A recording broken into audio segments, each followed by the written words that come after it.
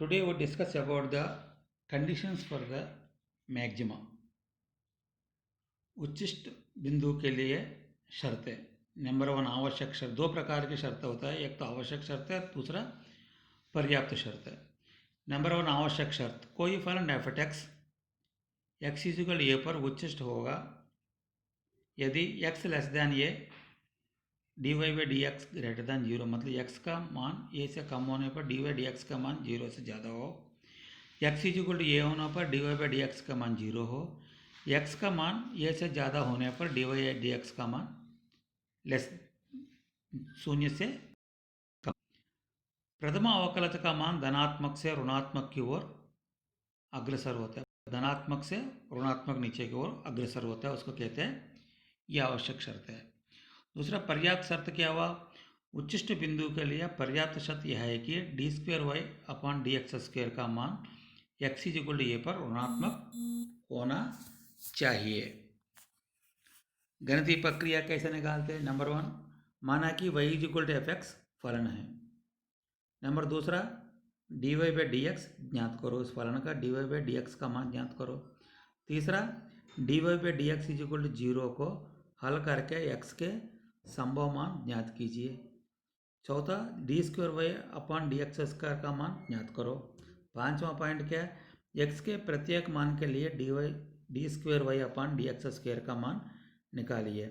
जिस मान पर D square Y upon D x square का मान ऋणात्मक होगा उस बिंदु पर फलन का मान अधिकतम होगा।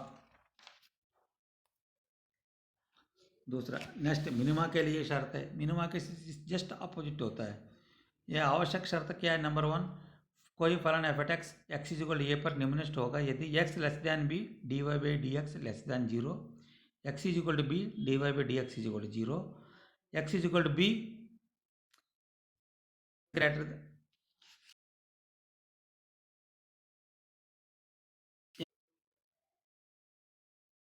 D Y by D x greater than zero. इस प्रकार प्रथम अवकलन का मान ऋणात्मक से धनात्मक की ओर अग्रसर होता है। पर्याप्त शर्त क्या है? निम्नलिखित बिंदु के लिए पर्याप्त शर्त यह है कि d square Y upon D x square का मान एक्स इज इक्वल टू बी पर धनात्मक होगा यदि धनात्मक होगा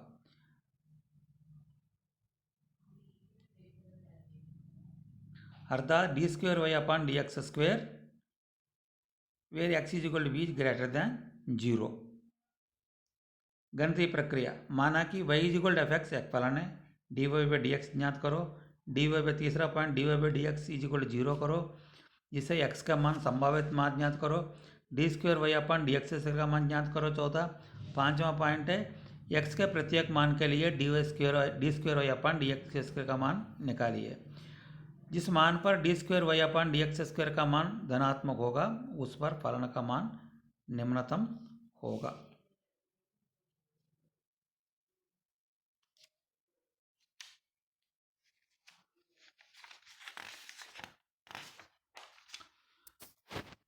उदाहरण, y is equal to two x square minus x cube के लिए अधिकतम तथा न्यूनतम मान ज्ञात कीजिए। फलन क्या? y is equal to two x square minus x cube है।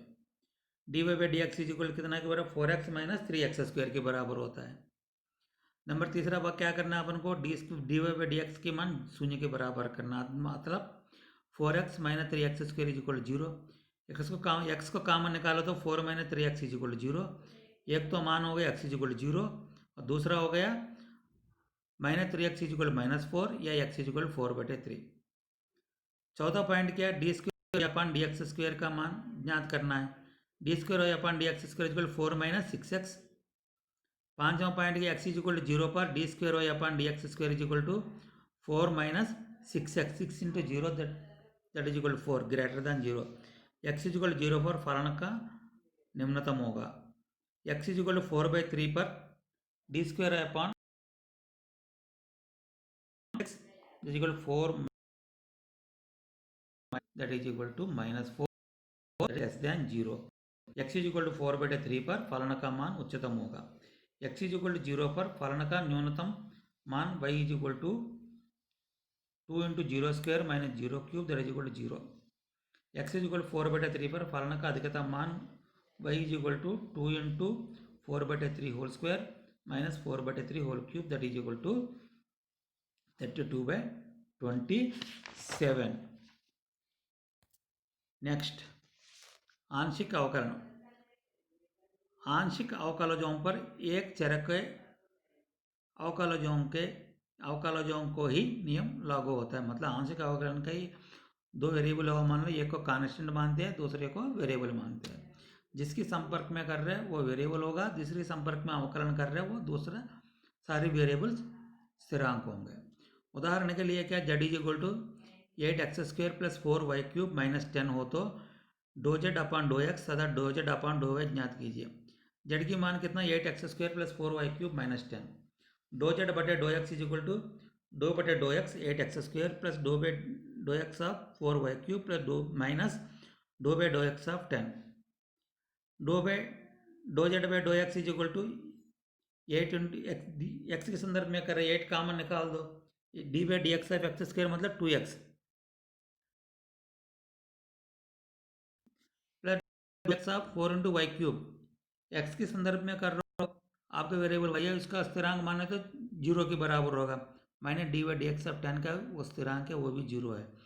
इसका मतलब क्या होगा 8 into 2x that is equal 16x.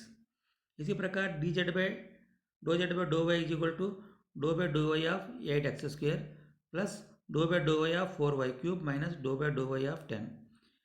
x को अचर मानते हुए मतलब 8x² कितना होगा डो बाई डो वाई ऑफ 0 हो जाएगा.